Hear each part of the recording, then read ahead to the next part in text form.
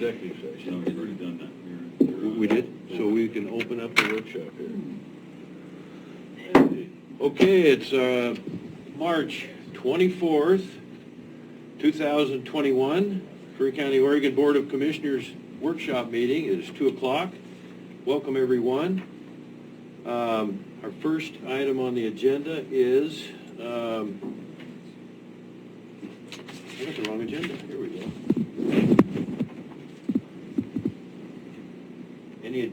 Any amendments or additions to the agenda? No. Mr. Herzog? Nope. You're okay? I'll make a motion to approve the agenda. Second. Any further discussion? Aye. Yes. Yes, thanks. So fire district coordination, Commissioner Pash, we've been waiting on this a long time, huh? Well, as some of you may know, I am elected also on the Wedderburn Fire District, and along with our chair, Karen, here. We have started some discussions with Tyson about some hopes that he sees in the future of the fire districts for the Curry County. So I basically want to turn it over to you guys and just start this communication. That's what we had hoped to do, was to just have a workshop and start to talk about this, how we can improve each other's service to the other districts, and if we can consolidate some of those services or districts, and how best to look at doing that. So Tyson, I started the conversation, or we started that conversation in our last board meeting with the Wedderburn Fire District. So if you'd like to maybe step up and open this up a little bit, and then we can just kind of let it go from there. And each person comes up, adjust the mic if you would, and you're welcome to take your mask off as you speak. Okay, you guys hear me all right? Sir. All right, so I'll just start. I made some notes, so I made sure I kept on track with this a little bit, but I just want to clarify how this whole thing came about. About 3 years ago, I was approached by a couple of different people in different groups that wanted to know why we had so many different fire districts in the county specifically. They wanted to go to one at one point, and I just didn't feel that that was applicable. I didn't think that that was going to work. However, I thought always that we could probably get away with 3. Conversation kept coming up. I tried to avoid it. I tried to avoid the conversation because my fear from the start of this, being I'm from Gold Beach, and we have multiple smaller departments that are around us that we work with regularly, I did not want to put it out there that the Gold Beach Fire Department was trying to take over these other departments. I joined the Ophir Fire Department when I was 14. I'll turn 45 this year, so I've had a couple years in this, and I know what it's like when you're on those smaller departments and that the pride and the integrity that you have, but I also know that it takes a lot of dollars, it takes a lot of man hours, a lot of equipment. And in today's environment, that is something that is becoming more and more hard to find. I'm lucky in Gold Beach. I have a problem that is a good problem to have. I have a lot of people that I have to wait till they get old enough to be able to drive a fire engine because they're too young. That's not the case everywhere else. So what I did is I tried to accurately look at why consolidation could possibly work for us in the county, or primarily initially in Central. The consolidation works because you're able to pool your resources.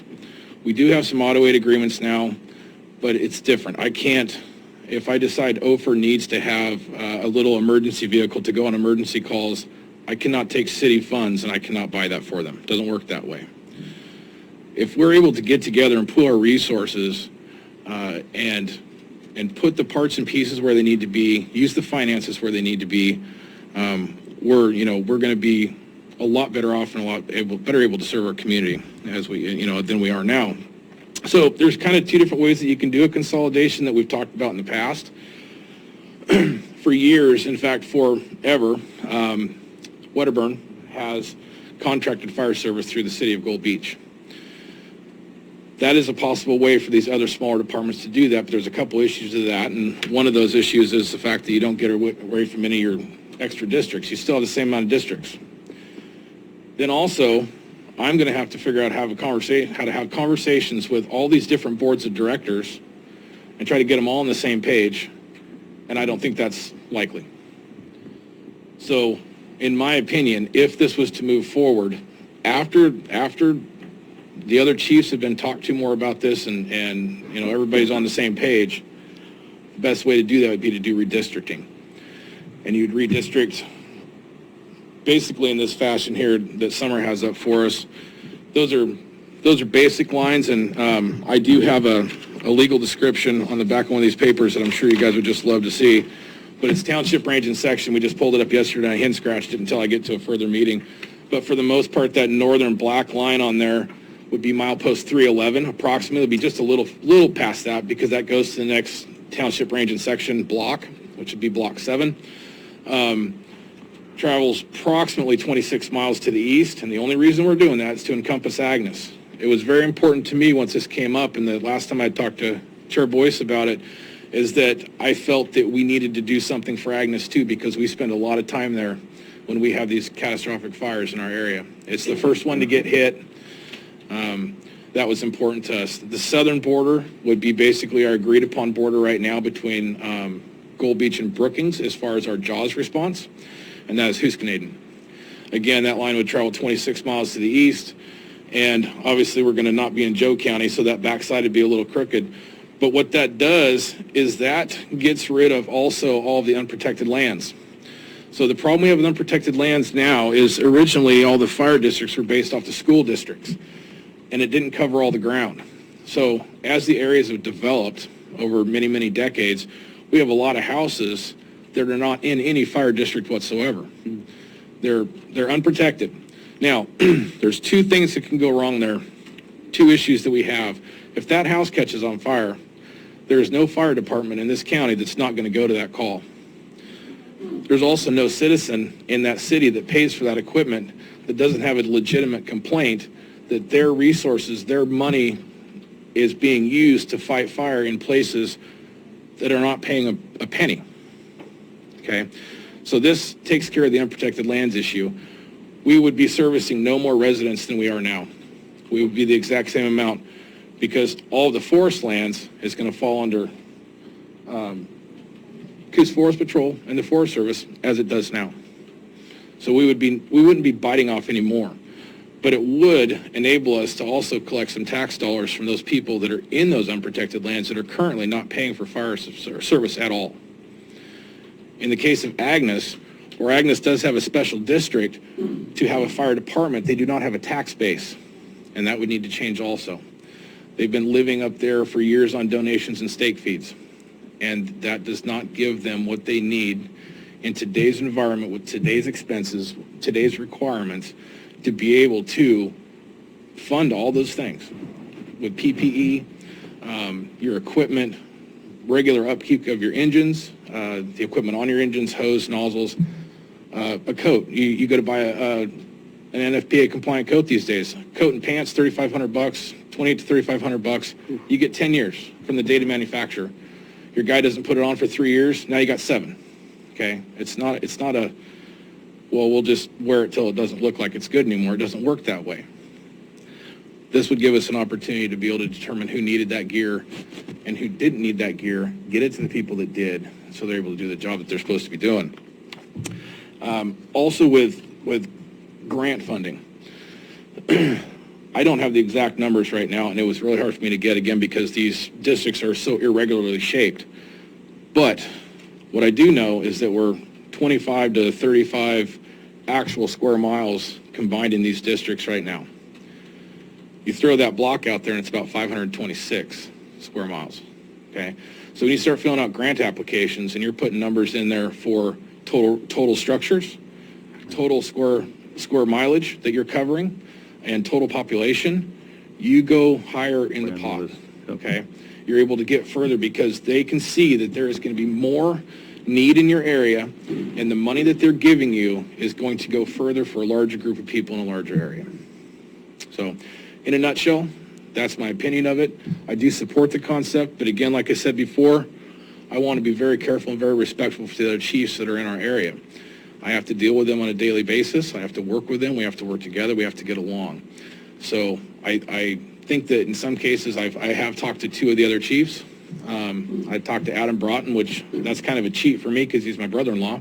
And I talked to Bill Sherbarth from Agnes because of the different nature of how Agnes would be consolidated in, and the fact that it still would be a little bit different than the other departments because it is so far out. The response plan would be completely different. But we do have other chiefs that we need to talk to from Cedar Valley and from Pistol River, and they need to be able to weigh in on it, the pros and cons, what they think will work for them. Did you guys get the question or the paper that I think that's it. Yeah, I'm not going to go into all the details on those questions and answers on there, but those were some of the ones that I would have questions on if I was a chief on a smaller department. How do I know I'm going to get my fair share? How do I know that my department, my people here that I deal with right now are going to be taken care of? What's going to happen to them? Are you going to change a bunch of things? There's a lot of different ways to answer those, but I tried to answer those as accurately as possible and as unfiltered as possible without, being overly blunt or just passing off as a non-issue. So you guys can look through those. If you have any questions on those or like me to elaborate on any of that, I certainly can.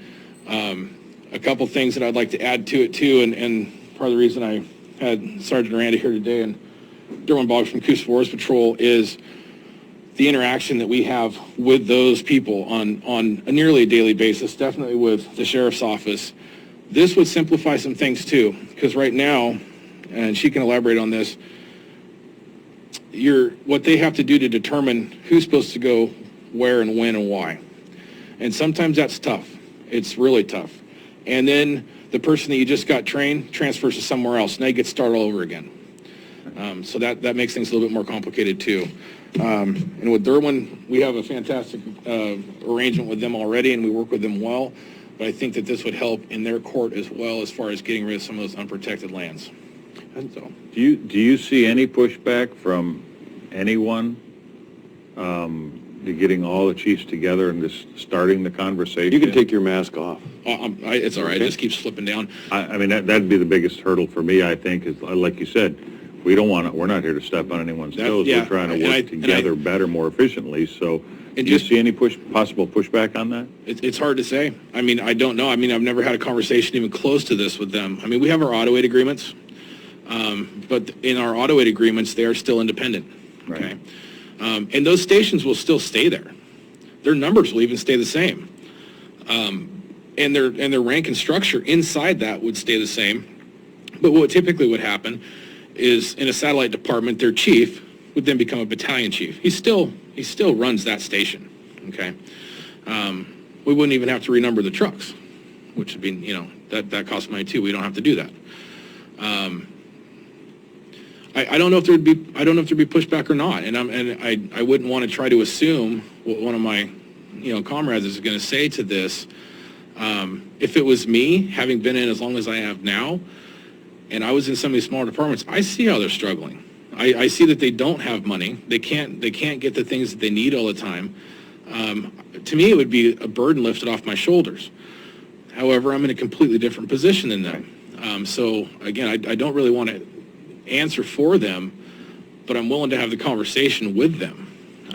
Again, I didn't want to be the guy that brought it up, because I don't want it to look like I'm trying to take over the fire world in the center of Curry County, because that's not what we're doing. We're just trying to make it better for the long term, because the long term's coming. It's coming every day. So we just need to plan that.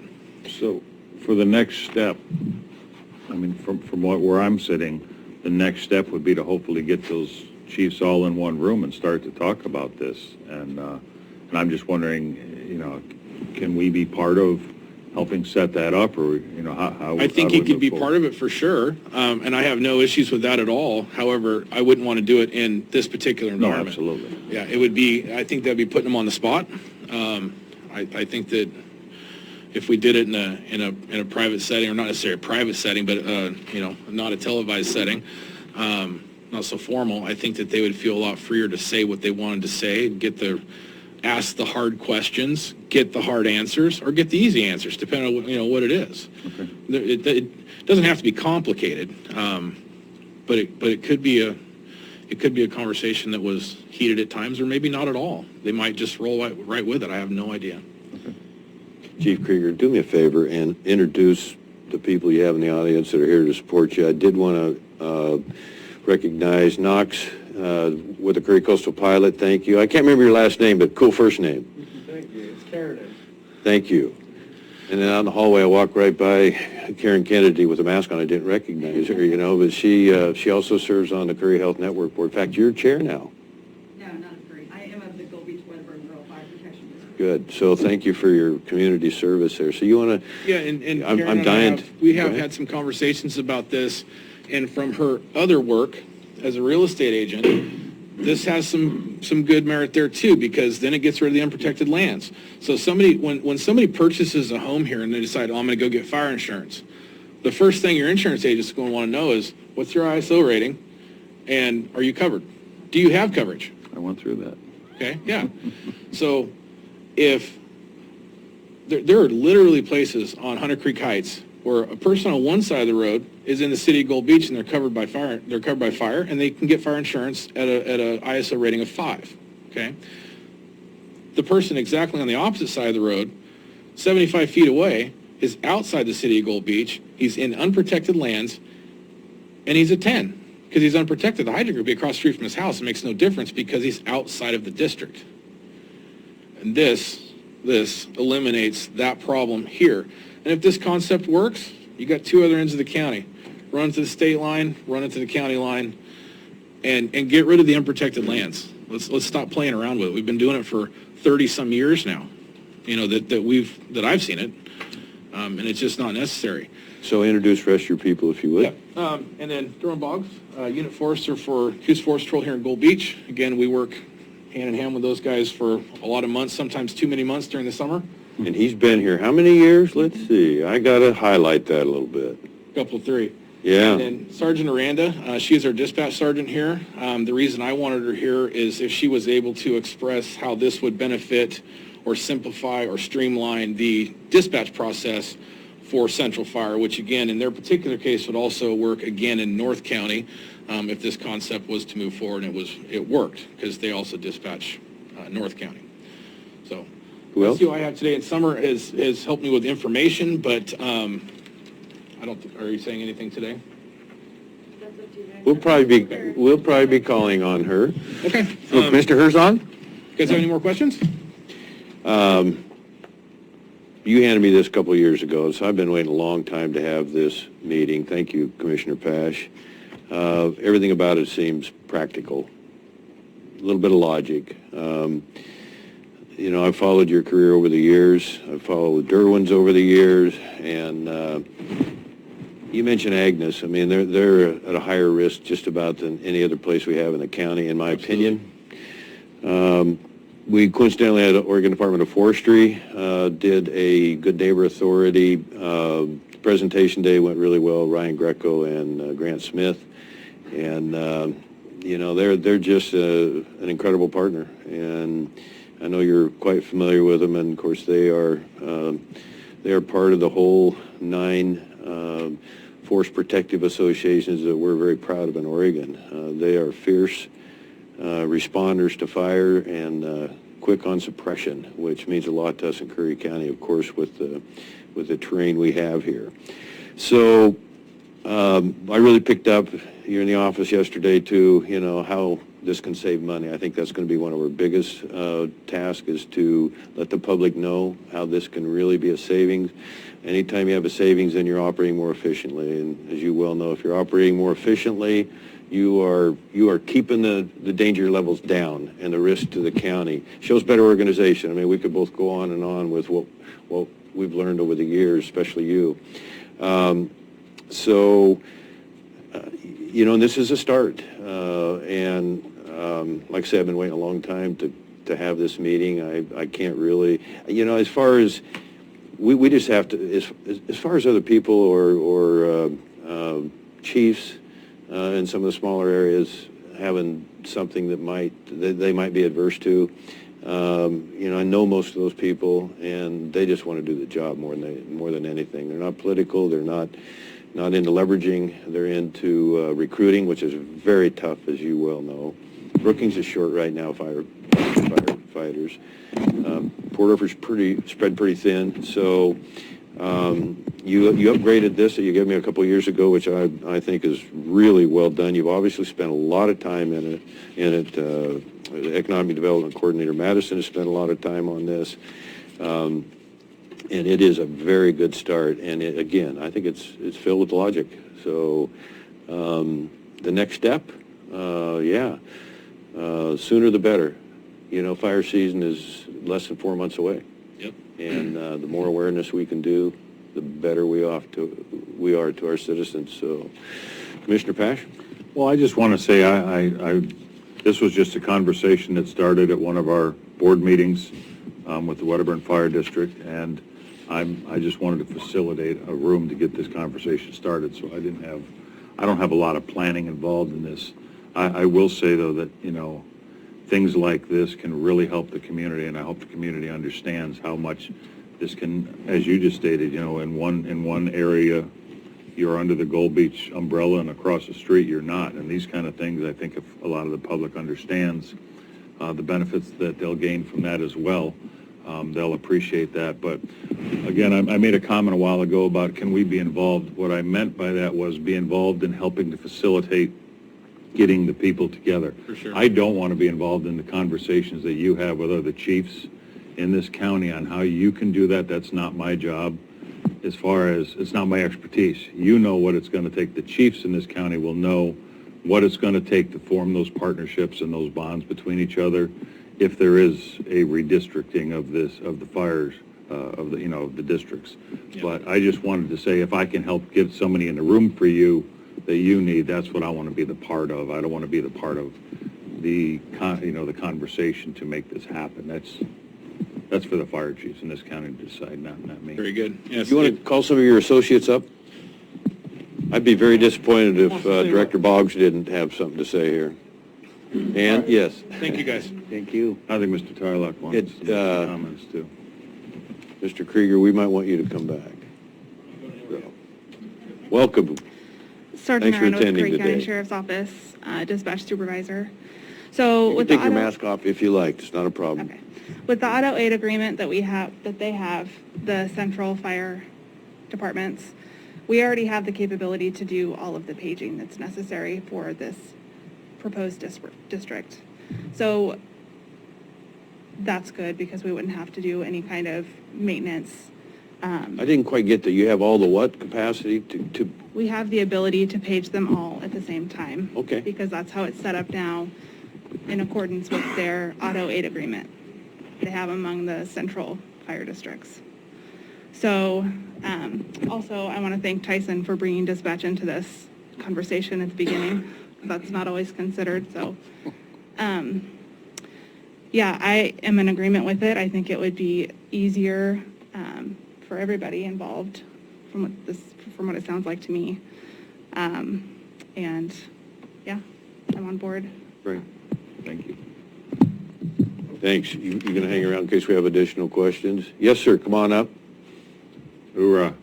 I'm going to take this mask off. I've recently gone through some throat cancer operations, and I've probably got somewhere around 40 years of firefighting experience with county, city, and some federal, and have a degree in fire science, which doesn't mean anything because I did the job before I got the education into it. And I'm real familiar with this consolidation because I got my start working for the county fire department, and we covered the entire county of Merced, which is much larger than Curry County. And we had 23 outstations in the county, and they were manned 24/7. And basically they had two-man outstations mainly in each little town, city, and some of the larger cities there. It worked quite well, and it was very economical because the equipment and savings alone was enough to where the cost of manning them 24/7 was pretty insignificant. They had their equipment built to their own specifications. And each of those 23 stations, they had Class A pumpers in it, and they had tenders in them. Plus, the larger ones, they had their own equipment, and it was based similar to what they have here, where were all the firefighters, they had a single paid engineer, and the rest of them were composed of volunteers. And the larger cities were the same thing. They had their own fire chiefs, their own equipment, and then they would also man out of the city and in the city. They would man their own equipment, and they had their own volunteers. So they had their own system, both in and around whatever occurred and whatever type of a situation occurred. And it's just like it is here. They responded to everything. And of course, when I was with the county, well, we had our separate thing. I happened to be on the county dive team, so we were involved in retrieving anything that drowned in rivers, lakes, and streams. Clean up in the Yosemite National Park, in the Red River and the Lake River puddle that we might get called to retrieve everything and anything. I'm real familiar with the fact that a consolidation, it's going to be a little bit more difficult because what you're doing is little small operations here and there. Now you want to bring them all together. Well, they start out doing that all at one time. And as far as I know, it's still going that way. And it's a much larger populated area than we have here even. And probably the whole population of Merced alone, the city, is much larger than our whole county here. Area-wise, I don't know, it's probably about 3 or 4 times bigger than Curry. So it's doable, and it makes a lot of sense to do it. This isn't a fairy tale. One time, they used to have chief meetings in this county. And they would vote in each year the chief that would run it. A lot of things got done. And we had a real cooperative bunch of firefighters and chiefs here. We, at one time in South County, we had training to where we had the federal forester and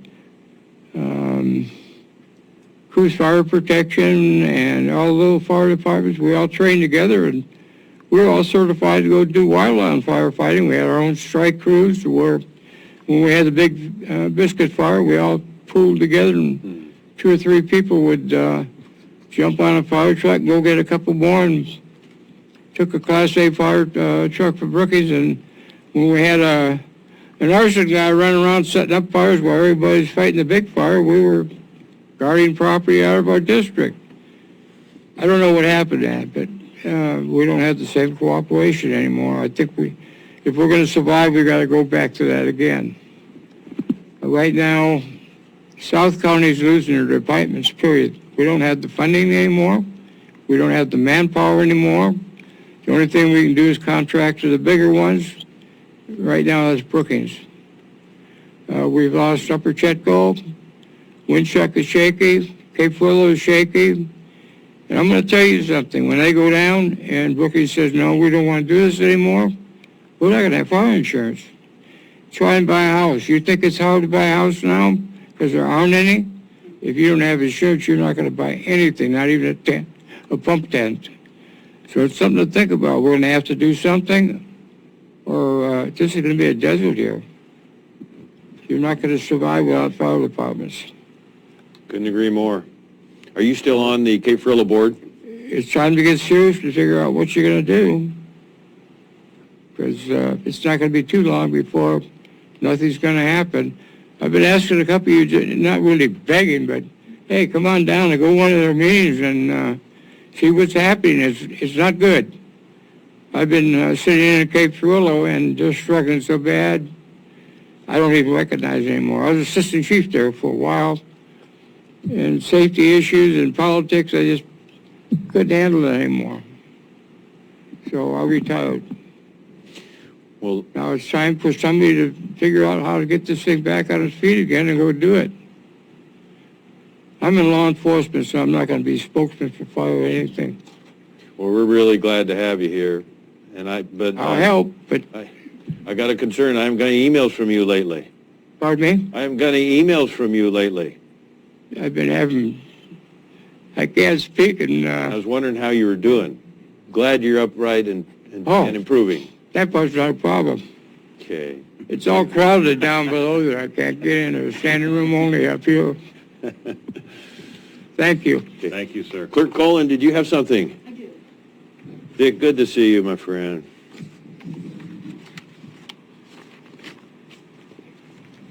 I apologize, I didn't hear the beginning of this meeting, but I'm hearing consolidation, I'm hearing boundaries, I'm hearing districts, so I just wanted to make sure that we all were on the same page. If there's going to be a change of the boundaries in existence of our fire districts, that's election stuff, that's consolidation, that's merger, so there's a whole nother avenue of information that.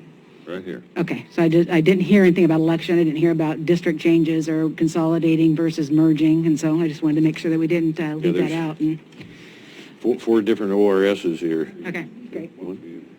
Oh, yeah, I think I got this. Thank you. I just printed these. Clerk Colin, thank you. Director Boggs? I always call you director. I hope that's okay. No? Come on up. And then also we have Planning Director Crockett has joined us, so we'd like to have you weigh in if you can. Welcome, sir. Thank you. I don't have a lot to say because Tyson pretty much summed everything up. Take your mask off. Huh? Take your mask off, you like. Yep. I'm sweating under here terribly. It's hot here. So Tyson talked about most of the stuff that him and I have talked about in the last couple of years, and I think Commissioner Boyce, we talked about it at one time too. You know, we cover, Coos Forest Patrol covers from the Coquille River to the California borders. We have a pretty good sized area that we cover out of our unit, which is covers Bandon, Gold Beach, and Brookings. With the departments that are consolidating what we're talking about now, it won't change our relationship with the fire departments, but it'll change our relationship with the public, the way we respond to fires. And some houses, some houses are so far out and not protected that by the time we get there, we don't fight structure fires. We don't have anything to do with those. So normally when the bell goes off, we're all on our way there anyways, and that relationship will continue. But I think as far as the dispatch procedures will go, it'll help out quite a bit with one call, and we can all be headed that direction instead of 6 different departments for an auto aid. But we're wildland guys, but we're always there. And there are some checkerboard areas in the district, our district and our unit, that doesn't have any coverage. But sometimes it's confusing which department needs to go that direction. And we feel for some of the dispatchers are trying to get them headed that way because, it's hard to determine where the boundaries are and which district is where. And sometimes I've been here for almost 31 years, and I still don't know where they're all at. So I don't have anything else to add other than I hope it works out. It's a good idea. Thank you, sir. Great to see you too. Thank you. Chief Krieger, anyone else do you want to encourage? No? Oh, Becky. Come on up. Welcome, Director Crockett. Pull that microphone down there a little bit. Thank you. I'm Becky Crockett, Curry County Planning Director. The Planning Department works with all of the fire districts throughout the county. In Curry County, you're not allowed to build a structure or even expand a structure unless you get a sign-off from the fire district that you're in. For those structures that are outside a fire district, the county actually requires certain fire safety provisions for that structure. And we do get a lot of pushback on those requirements. The important factor here is in working with all of the fire districts throughout the county, we readily see the inconsistency in how involved each fire district gets in reviewing a potential application for a structure. Some fire districts have fairly strict standards, and they make sure that they check the properties before they'll sign off on the planning clearance. Some fire districts just sign off and don't even really know where the house is that's being proposed to be built. So we see that inconsistency. The reason that this is so crucial in terms of development in Curry County is we do have some legislation that's coming down, And there's a couple of pieces of legislation that was proposed out of the governor's office before the pandemic hit. And essentially that legislation, which is still actively being discussed, would in fact require stricter fire standards for any structure outside of urban growth boundaries in the rural areas. In addition to that, we have Senate Bill 391, which is a really important piece of legislation that all of the planning directors are following, because what Senate Bill 391 does is it allows accessory dwelling units outside the urban growth boundary on rural lands. But the requirement to allow that is that those structures are protected either in a fire district, and that fire district has to apply certain standards. So if we have fire districts that are not applying standards currently, we need some mechanism to get them to step up to their responsibility. Otherwise, the county's not going to be able to approve ADOs outside of the urban growth boundaries. So my point here today is just to recognize that consolidation probably is the future.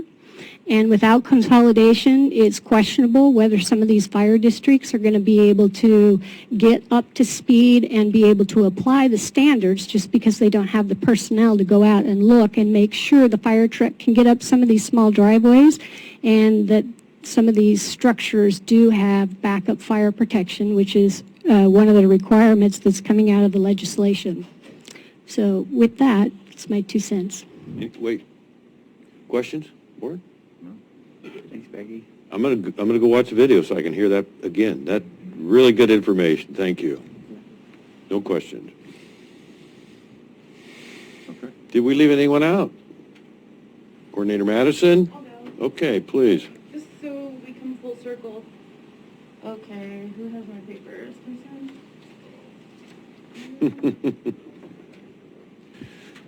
You got to keep him in line. Do I have them? Maybe I don't have anything to say, well, I'll just, okay.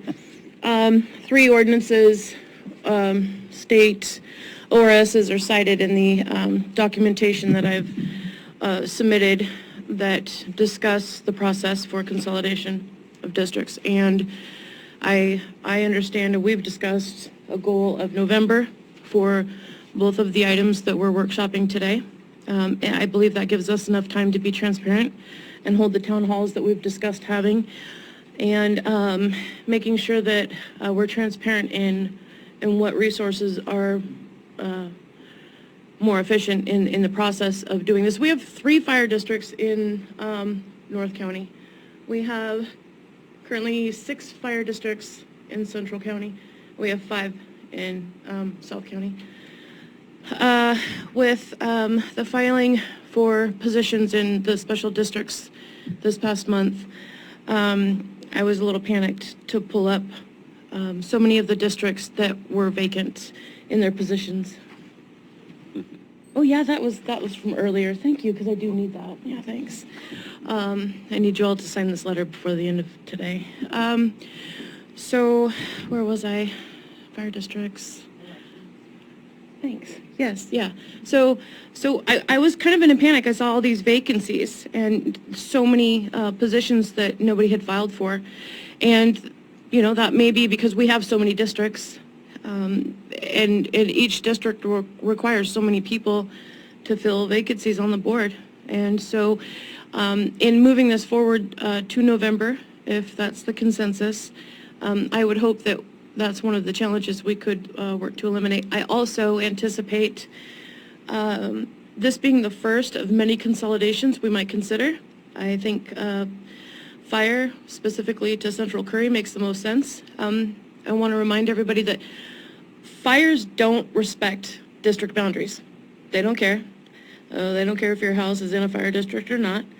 And nobody really thinks that's important until their house catches fire. You know, and so I think being the leaders in this movement of efficiency and responsibility is going to help all of us. What districts were and founded on 30 to 40 years ago are not what they are now. We have technology on our side. Transportation's better than it was 30, 40 years ago. When you look at consolidations, you're more efficient with resources and where your type 1s are and how many people should be on those versus, your type 4s and where they should be strategically placed, because we're all working together now, and so we know if it's easier to get that jaws of life, headed south versus north, 10 minutes is a big deal. And when we're also talking about consolidation, it's a whole lot easier to get equipment recertified and inspected when you're covering the service of 6 fire districts versus 1, and then next month's the next month's the next. I talked to the South County Harbor Fire Chief a couple of weeks ago and said, so do you guys all coordinate countywide? Okay, the fairs do. They go from one city, then they have a schedule. They don't do that here. And so it's the same fee every time for every different district, which would not be the case if, ultimately, not going to lie, I would love to see 3 districts. But I know it's a pipe dream, but here we go. No, not a pipe dream. Might be a goal, though. I think we can get there goals? if we want to. And I think the more transparent and communicative we are with the taxpayers, I think they'll engage in the conversation. Clerk Colin, before you go, Ms. Madison, you mentioned reference November a couple of times. November election, I assume. Mm-hmm. And so the deadline is middle of August, I think, is that correct? Clerk Colin? So yes, this is my concern. I'm hearing transparency, and our office hasn't been contacted at all about any of this. And this is a huge election process with massive deadlines, and I hate that we have groups going out in this wonderful, compassionate way to have something accomplished and come to find out, oops, that's not going to happen because we weren't talking with the elections office and what the deadline, the process is. So again, I'm going to strongly suggest that the groups that are working on this give the elections office a call so that we can talk to them about the process, what elections are available. This is the last time we did consolidations, we had attorneys on both sides to just do a small consolidation.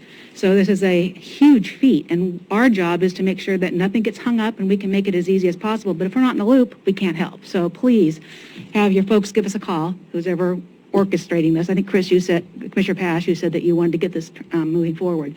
Please just give us a call and put us in the loop so we can help. Clerk Colin, of all the discussions I've had the last 2.5 years or so, it's always been under the concept of if we can just get to first base, we know then it's got to go before the voters. November is a huge ask, a huge. I understand. I can't imagine how I'm hearing many districts. I'm hearing many consolidations, many possible mergers, whether you have to dissolve. It's a huge petition process, and so these petitions are filed with the clerk. And so again, I just would really, especially right now, we're busy. We don't have a lot of resources. We're in the middle of a special district election. Like I heard, there's quite a few districts that didn't file for this coming up election. Well, depending on when you looked on our register, that's what we do, is we try to call the districts and help them. Hey, remember, there's a deadline. They went, oh, we got a deadline. Thank you for that. So we have quite a few filings right now. I believe we have 104. That's a lot of districts that we're helping to get their needs met so they can get on the ballot. So please just contact us early on and not at the last minute. Thanks. Thank you again. Commissioner Pash? Again, we're just trying to start a conversation. We didn't come up with any dates on when it should be on a ballot yet or anything. This is just to start a conversation and let, Chief Krager and any of the other chiefs in the county know I want to help you all I can. If there's something I can do from my office to help push this along and make it work for the betterment of this community, let me know and I will do it. Give me work to do. Give me something to do and I will do it, okay? And if it ends up on a ballot in November or next year or the year after, whenever, I know it's going to take time. But I just wanted to open the door to a conversation that we can get it started. I believe this is the first step. She's saying that she needs to be involved at the beginning. I think this is the beginning. This is the first conversation about it. Our first opportunity, if it was able, would be in November. I'm not sure we could have given that information any sooner because we just discussed it yesterday. So it's about as close to the front as we can get. I think it's a good idea. Like you said, if it doesn't make it through in November, you got the next one you're going to look at. The problem's not going to go away. It's only going to become more obvious, more, visible to the public, visible to the fire departments as they continue to try to struggle. We'll jump through the hoops that we need to, get the information we need to, have the meetings we need to with the fire chiefs, the departments, the board of directors, the citizens themselves. And again, if we hit November, that's fantastic. If we can't hit November, if it's not able to be done because it's a special districts election year, then that's fine. You push on to the next one. The problem's not going away. It's not going to fix itself. So it's going to take a lot of people to get it done. Let me know what I can do to help, sir. Yep. Anyone else? Karen Kennedy? Yeah. I see it on a couple of different areas, like Tyson was saying, the real estate. We see it more frequently than I would think, that we end up with people that are buying a house that's not in a fire district, that they have to either get a contract. I just had one that I didn't even realize, and I didn't find out until after they were in the house, that they were a cash buyer, that they did not have a fire district that they were in. So I think that's a big, huge part for us as realtors and homeowners, is to get that coverage. I think that's huge. And then just being on a board, I know it's very, very hard to fill our positions and to have so many fire districts. And we don't have the time and resources. Our boards don't seem to have the time and resources to meet regularly and enough to have what I would consider well-qualified boards to lead our fire districts. So I'd like to have that, to see that consolidation come in for those aspects as well. So we'll get to work, huh? All right. Thank you very much. Last call? Thank you, Chair, for hearing that workshop. Of course, thank you, and a good turnout, and lots of, And 3 minutes ahead of schedule. no, it was only for 45 minutes. No, 1 hour. No. Christmas miracle. I know what I budgeted. So great turnout, and lots of Thanks, guys. dedication, much appreciated to all of you. And I made a mistake, fire season is 3 months, not 4 months, so, yeah. Yeah. Thank you, guys. Thanks again, everyone. Thank you. Director Rickert, Parks and Recreation Special District, you're up next. So I was contacted a few weeks ago about the possibility of having the commissioner sign off on a Parks and Recreation District for South County. As I kind of looked into it, it sounded like there were a lot of different facets to it. So we have this workshop scheduled, and I think we have, as you see, several people coming in, just so we can have an open discussion about the possibility of the formation of a South County Parks and Rec District, as well as discussion on possible other options. So that's really the extent of my involvement in this at this point. So turn it over to you and whoever else. Well, thank you. And in the audience, we just had an arrival, Janelle Howard, Brookings City Administrator, and Jay Trost, Brookings City Parks Director. Who's first here? Welcome, both of you. Welcome. I don't think that was his title, but he laughed at it. So. No, it's good. It's a good title. Yeah, no. Did I have that? No, of course I got it right. Hey, I go by anything nowadays. Better? Hey, Jay. Good. Can I take this off? Sure. Yes, you can. Okay, so, thanks for that intro, Mr. Ruckert. I appreciate it. Dr. Layton will be here shortly.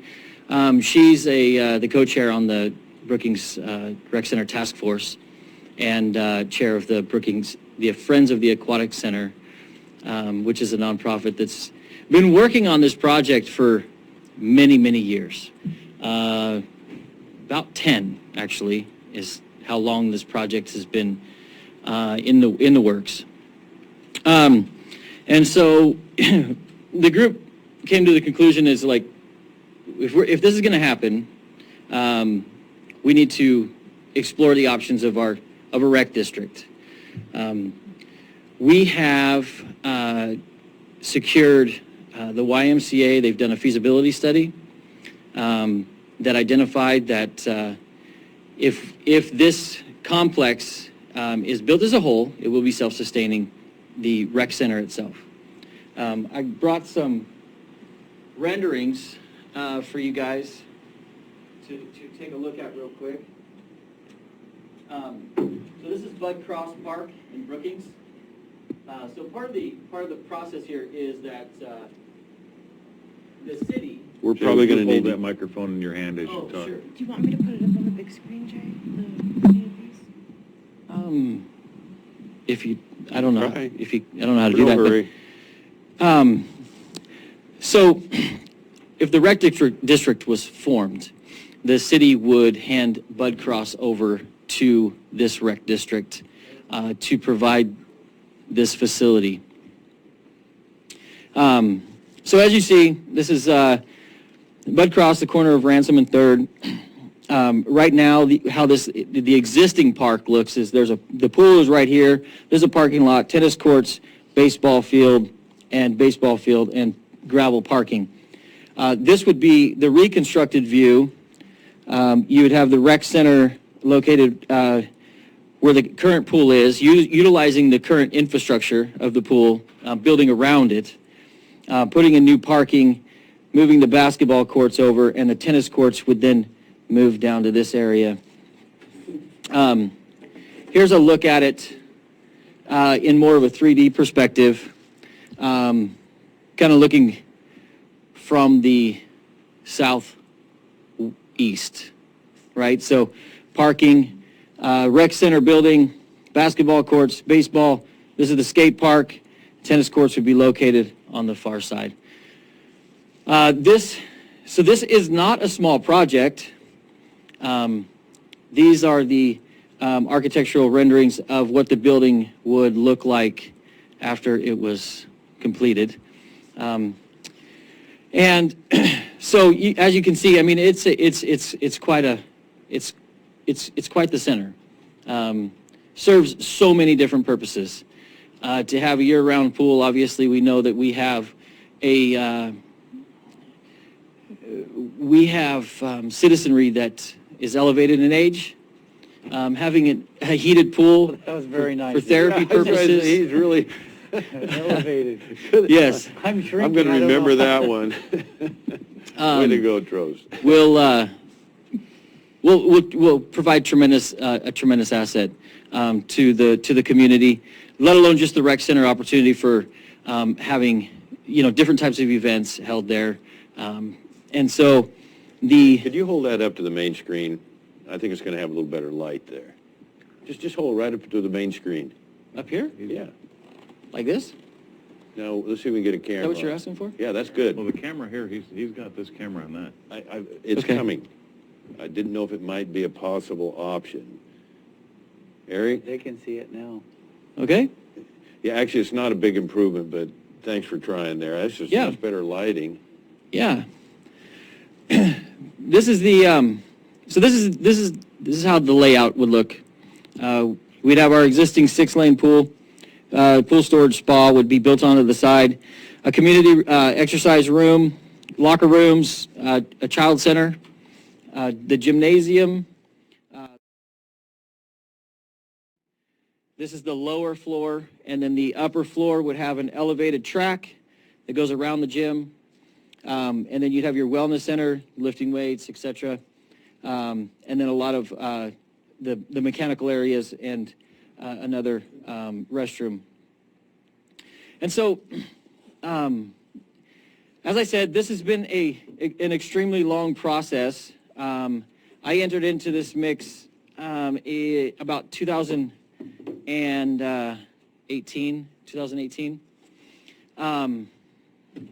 Here, I'll leave that one up. Kind of gives a better view. And so we are now in the process of exploring the opportunity of creating a South Curry County Park and Rec District. The boundaries would be the same as the port and library boundaries, so Pistol River-ish to the border. We would be, right now we're in the middle of doing a feasibility study on the budget so that we can identify an appropriate permanent tax rate. We understand that once that is built, that would require a bond, right, to build. We would need a permanent tax rate to run the park as it sits, right? And so, in the midst of looking at that, we're talking, the range that we're looking isn't great. Anywhere between 20 to 35 cents on the thousand is what we would be looking at. That's what we're exploring right now. And part of the reason why we reached out to the county was because we have two options. We can go out for signatures and collect our signatures, get them in by May 6th, and put it to the voters, or we can, or this commission can put it directly to on the ballot. Our attorney gave us those two options, and so we thought we would explore those as options to see where the county commission felt about this. However, the timelines may not all match up, so we may be going out for our signature collection anyways. As I understand it, if this body was to put it forth, it would need a 60-day comment period, which would exceed our May 6th or be very close to our May 6th deadline. So right now we don't have the exact numbers on that, and Dr. Layton might when she arrives. She had to leave the clinic a little bit late, so she'll be here shortly. But that's kind of, the nuts and bolts of where we are. There's obviously a lot of detail and a lot of work that has gone into this. We currently have a team that's working on all of the logistics, and we have another team that's working on the marketing aspect of moving this forward. He's here. Oh, great. Dr. Layton. Come on in. For my tardiness. Yes, come on in. So, Dr. Layton. Perfect timing. Yes. Yeah, I'm so sorry. Just trying to get out of clinic in time, and it's. So I will give you a quick brief. We discussed a little bit about where we are with the task force, the option of the commissioners putting this directly on the ballot, and the timelines that may or may not fit with that, our signature collection process, the boundaries, and I walk them through the actual project. So I didn't need to be here anyway. Yes, you do, because you have you can answer all the tough questions. We love photos. So this is big, and I know that taxing districts in the county are a hot topic, but this is one of those that this is a legacy project, right? This is something that will be here to stay, to stand, and provide very important access to so many different citizens, from young to elevated in age. So, go ahead. I'm not sure what I can add to that. Well, we also have Administrator Howard here, so we can just, I have a couple questions if either one of you want to chime in there. First, thanks for making the trip up from Brookings. Again, I apologize. Leaving for work my early, delay. that's hard for doctors. That's very hard. I guess first thing I'd ask is if you thought about coordinating, combining with a fire district. No, I'm kidding.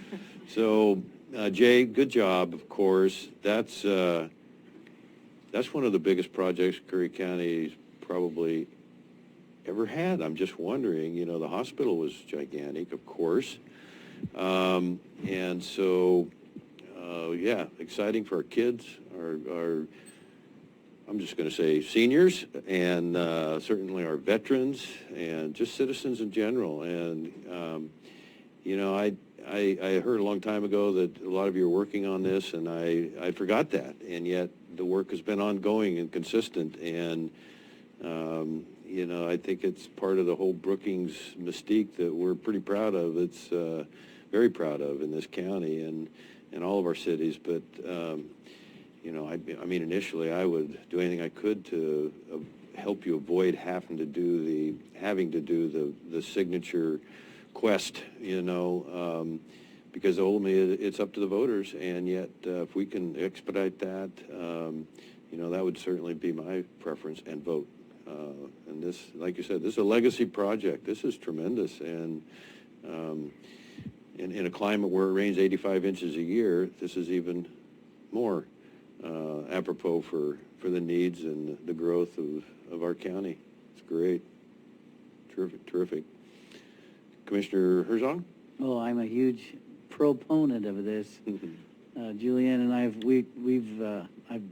We go back a few years. we go back a few years. I've swam, I think I swam one time 2 hours straight and had people paying me to swim a lap. So, yeah, I want to see this, especially as more elevated I get. Swimming is such a good, yeah, I like elevated instead of old. So, yeah, I'm totally in favor of it. I know it's a tough sell because special districts is a bad word around, but I'm in favor of letting getting the special district and letting the public decide, the voters decide yay or nay.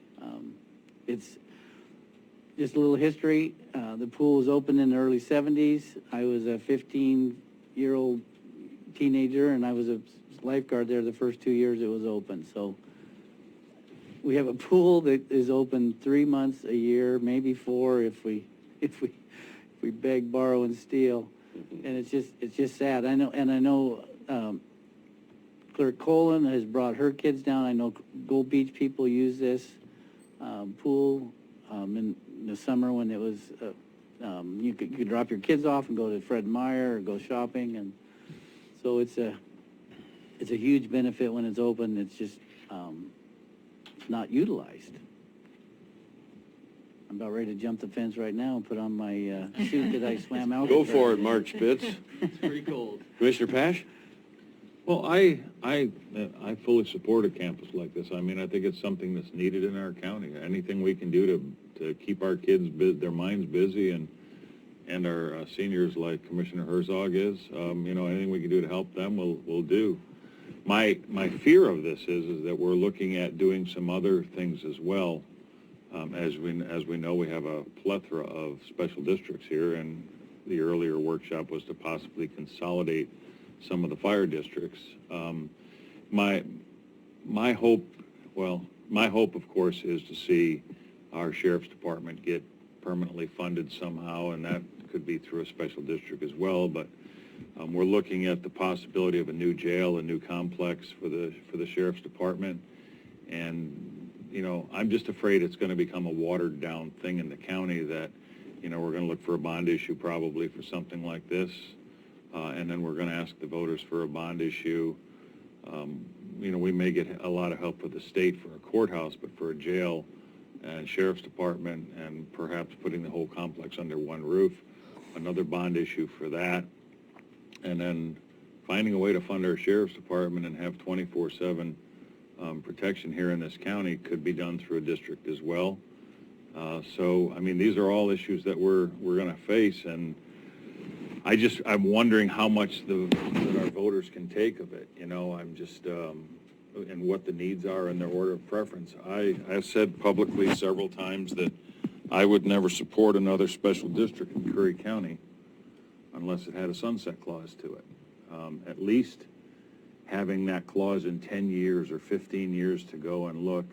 As an example for me, I think libraries now should be re-looked at, the tax rate that they get, and not that libraries are not imperative to a community.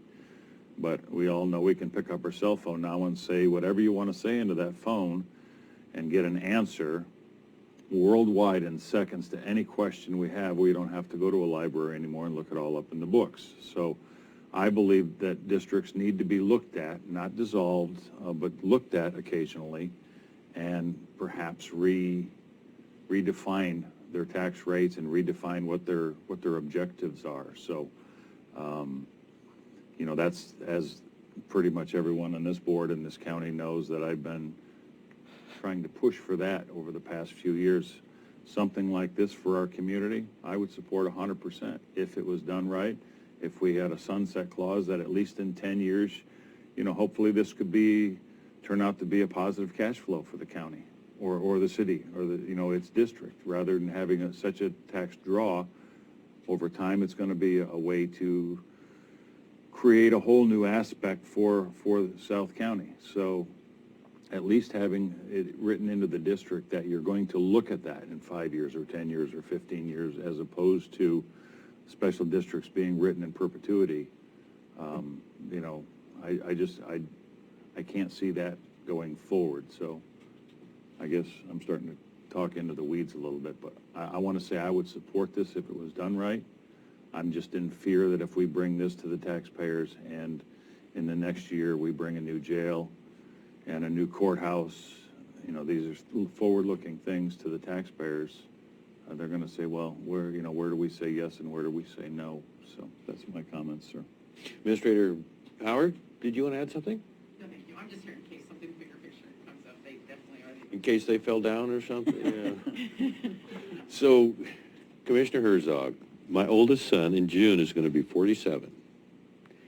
And I have a picture of him. It says infant athlete.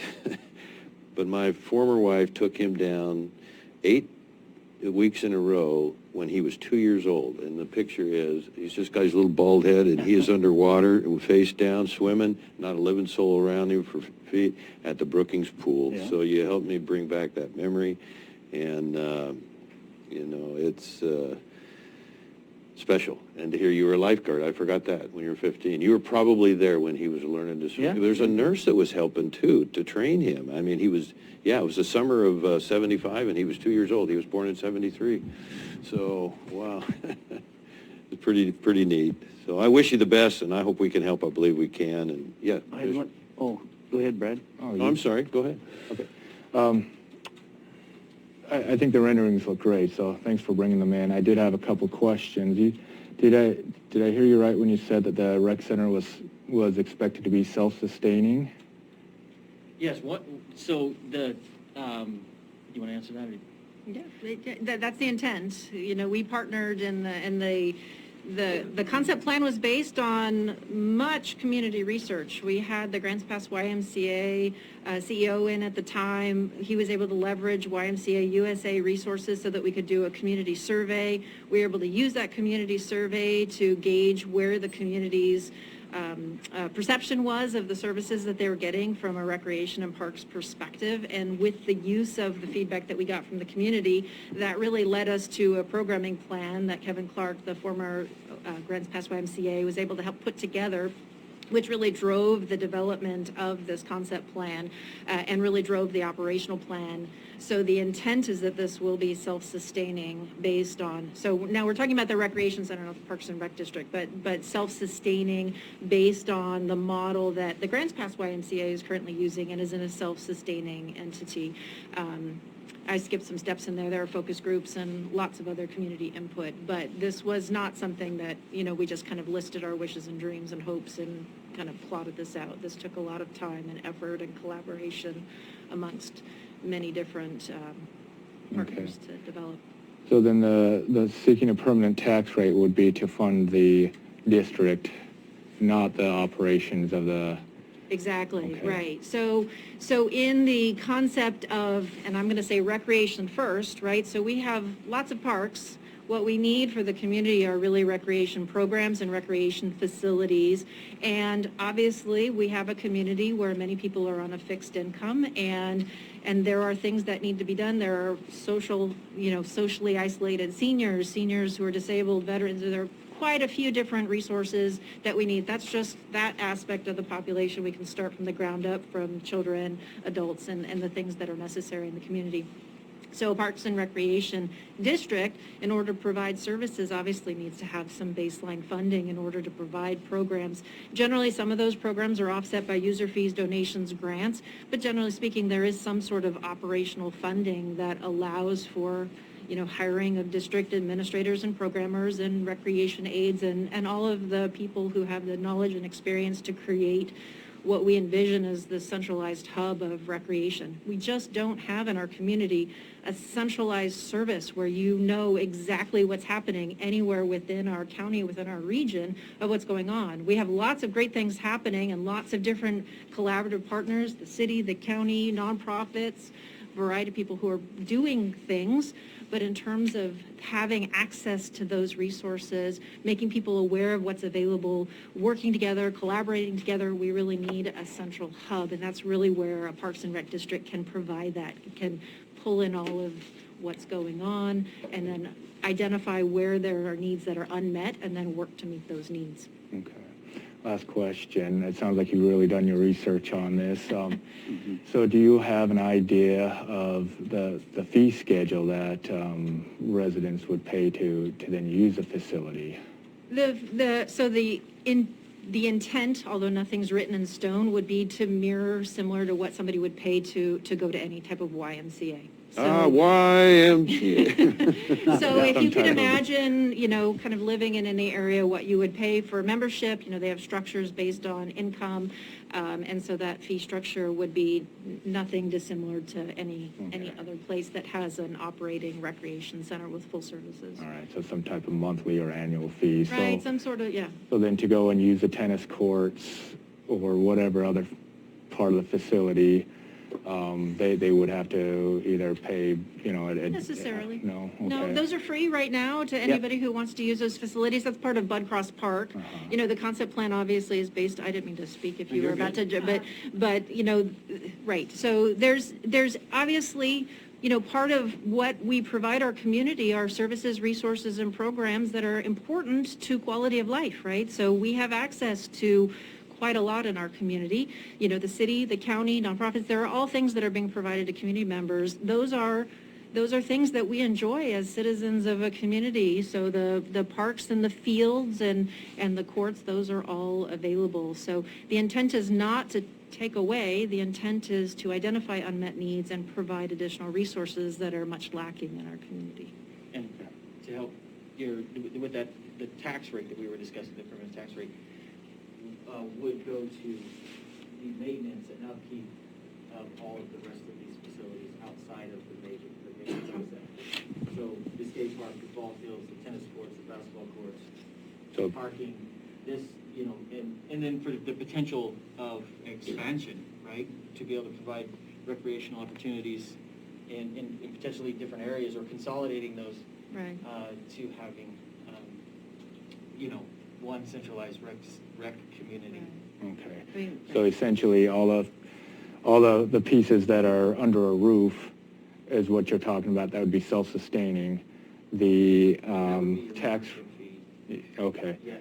And then the tax rate would go to the maintenance of all the outside facilities, for lack of a better term, and the administration of the Parks and Rec District and other services that it will provide in the future. Okay. Thank you. That's all I have. Thank you. Last chance. So, I got a question. Jay, so what is your thoughts with Chris's suggestion about a sunset on that special district? So what you just explained, they would just go on and on and on forever, it sounds like. Correct, yes. That's what we were initially looking at, because, this will have to be upkept and maintained through the years and eventually even further developed. So, that's not going to be contained in a self-sufficient rec center model. Right, but it's being maintained right now through the city of Brookings. And, we're looking at that building, that'll be self-sufficient, but the Parks District, I see what you're saying is. So the vision there for a Parks District is not in addition to all the effort that would take to provide that, is to right? Because this is obviously not something, if the Parks District happens in November, this is still years down the road. There is so much impact that a Parks and Recreation District can have in our community from all ages of life. And that's programming and staffing and resources that is not sustainable without some sort of taxpayer support. That's where the voters come in. That's where the public referendum comes in. That's where the voters decide what is the priority to the community in terms of providing these resources. And the collaborative partners that we're working with are identifying multiple community health and wellness needs that can be met by having robust recreation programs and facilities. And so the Parks and Rec District needs that operational funding. Now, we just don't have, obviously the predictability of the future, but independent of all of this, there's so much more work to be done, and that's the basis for the support for that.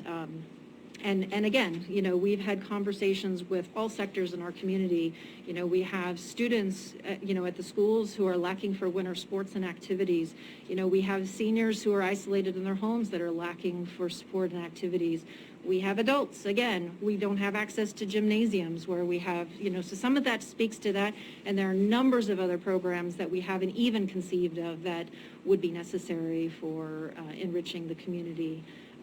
That obviously we need funding. And so that's where the community comes back in. This started as a grassroots community project over 10 years ago.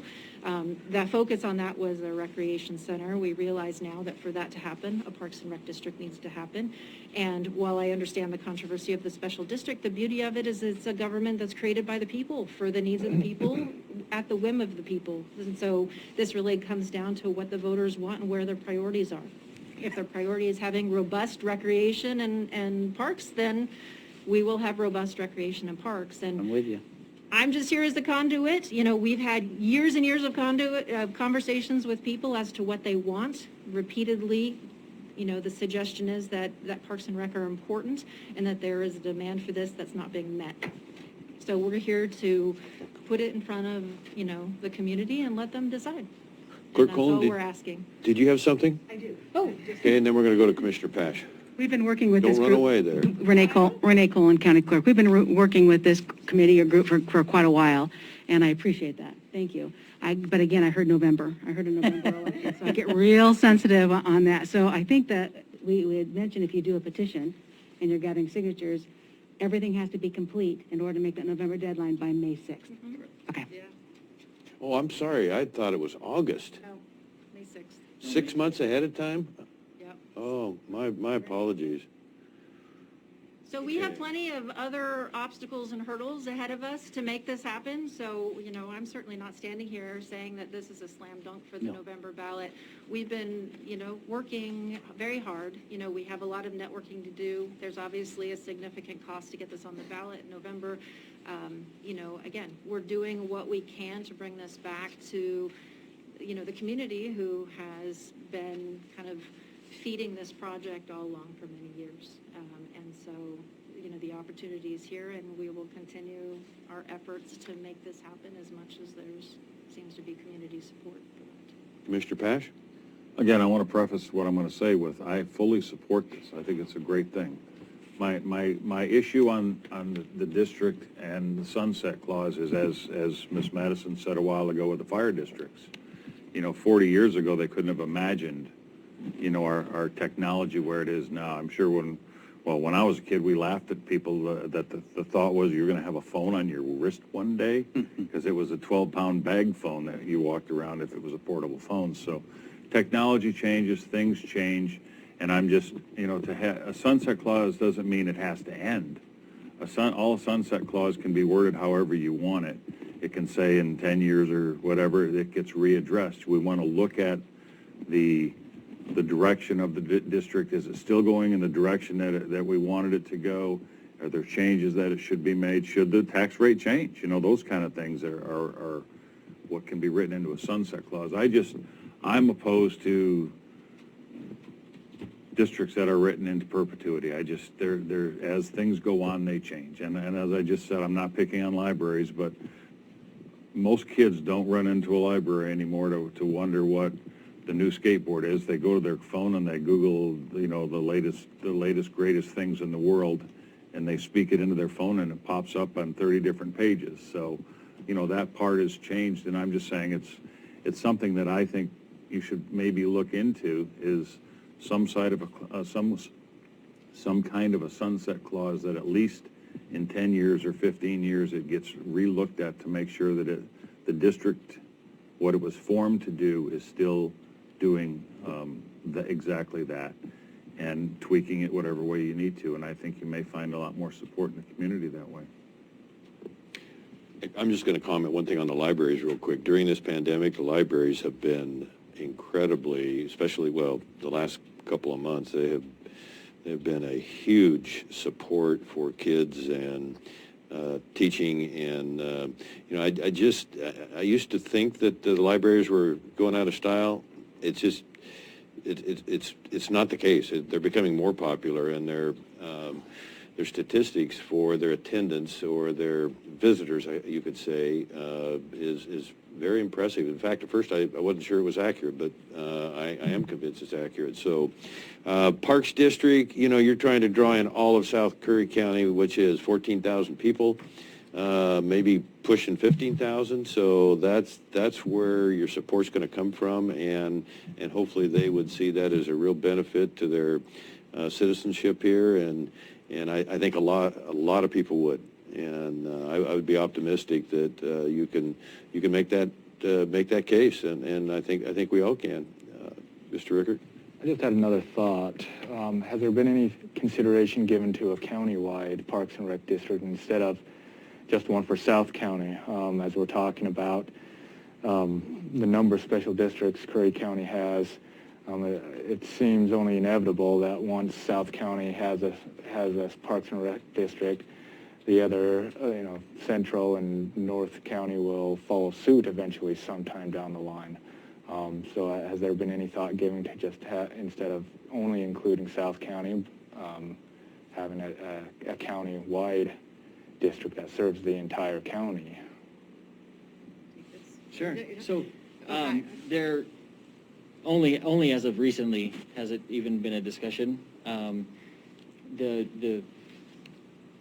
We haven't, the 10 years that has been put into this project, there hasn't been any feasibility studies, any identifying of what the needs are in any of these communities. So we would be very premature in that process to even consider a county-wide. It would be, and forthright, it'd be a very difficult pull to get Port Orford or Ophir or even Gold Beach maybe to buy into the to a bond measure that would build a rec facility like this in South County. So, I mean, it has been a little bit of a discussion, but it hasn't gone much past that. And I'm kind of new to some of this, but could the bond not be for those South County residents, but the Parks and Rec District encompass the entire county? Maybe Council Huddle. The permanent tax rate. Sorry, but the bond, the GEO bond has to be in the district that's putting out the bond, so you can't have half the district. Okay. But a thought, just maybe to ask Commissioner Pausch, if you were going to have a sunset, and I'm not speaking for the Friends of the Aquatic Center, that's an idea that they're thinking about, but if you were, you would definitely want it to be at least as long as that bond to build this building, because you would have a big issue with the bank otherwise. So that's just a thought. No, absolutely. And I would think that would probably, usually for a capital project, there's usually 20 years at least. 20 to 30 years. Yeah, so, but possibly just if it matched that was a thought. And I would be in agreement with that. I'm just not in favor of districts that are just in perpetuity. They just go on and on and on. You get 3% every year and you go away. Right, so I just kind of wanted to hear that so that they would maybe hear that when they go back and talk about it. So, and we are planning on putting this on the council workshop on the first Monday of April. I think it's the 4th or 5th. So just to get an update again and get a feel for where they're at as well. So. Council Huddle? Thank you. So Thank you, Administrator Howard. I wanted to go back to the beginning. I think, Jay Trost, you mentioned that you guys have a lawyer and your lawyer advised there's a couple of ways to initiate the petition for a district to get it on a ballot. One would be by gathering signatures. The other would be to have the Board of Commissioners approve it. And it looks like, for the Board of Commissioners to do that, it the district has to be wholly within the county, and then if part of the district is within the city, the order has to be accompanied by a certified resolution of the governing body of the city. And so it sounds like they've been, Ms. Howard, to your governing body a time or two, or? We have, it's went to the council a few times in a workshop format, and it's been on my future agenda list for a while, but we've been it's been battered back and forth. So we have like a draft resolution ready for them to adopt, but it has not happened yet, but we do know that's a need. All right, okay. Cool. Part of the issue with the draft resolution is it's in the framework of the Board of Commissioners adopting, so if it turns out the Board of Commissioners doesn't have that interest, then we need to revise the draft resolution to present to the city. So there's this kind of chicken and egg loop that's happening. Yep. Do we take it to the city first? Do we take it to the BOC first in terms of sorting that out? And I don't know that you'd get, other than the feedback that you're receiving, I don't think our board can make a specific direction or decision here today, and the next board meeting would not be till April 14th or so, and then you're pushing up on your May. So, anyhow, those are just some of the logistics on that part. Yep, thanks for that. But we're committed to working with you to see if we can possibly help. Absolutely. Appreciate it. Yeah. Coordinator Madison, come on up to the microphone there. Okay, so just was hoping that we could take the opportunity to have more thorough discussion on a countywide district from the perspective that, yeah, we have projects like this that need to be funded. Prime example of the needs in North County is the Community and Rec Center that they've been trying to get funded. I know we've looked at putting a CDBG grant towards that project. And then we said, well, let's wait with the conversations of this district coming up for Parks and Rec. Maybe we could look at a countywide rec, a special district that would cover Port Orford as well. And then last week, I don't know if you guys have ever been down to the community center in Gold Beach, but that building was moved there in 4 pieces across the bridge. It used to be Scott's Resort, where Jots is now. It's a historical building, and they're really building capacity for recreation services for the kids in Gold Beach. So we've kind of had some discussions about maybe we could get the district to pass if we included everybody from county line to county line. That way Port Orford benefits in the way that they need, Gold Beach benefits in the way they need, and then Brookings. I know it was a conversation through Parks maybe 2 years ago, 2.5 years ago, for a Parks and Rec district. I think the messy part of that is how do you disseminate what goes where? But if we had the opportunity to maybe explore, without holding this project up, how we could possibly have just one Parks and Rec district countywide and figure out how to disseminate from there, I think would be healthy conversation. Because I agree. I mean, I think we'll see more districts come to the table, or requests anyways. You're also, though, of course, dealing with the North County, South County Career Health Network taxing district, and so I know there's still some Gold Beach people that are paying, the taxpayers are paying into that hospital, and we couldn't quite pull the Brookings folks to do that. But I think that's a worthy goal, to pull the county together if it's at all possible, and I think that there's some rationale behind that, and so I wouldn't downplay that concept. I just you see, and you're well aware of what we would have to overcome there, and so that's just part of the mix, part of the process, part of moving forward, hopefully.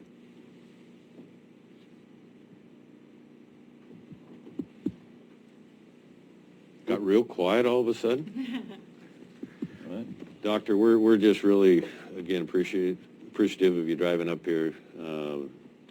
Director Trost and Administrator Howard, thank you. And I'm sorry, it does need to speed things up a little bit here. If there's a way we can help, I would have bet somebody $20 that we would have till August to get this done. So on the inside shot, I'm not saying that was even likely. I don't think it's impractical, though, to get it on the November ballot.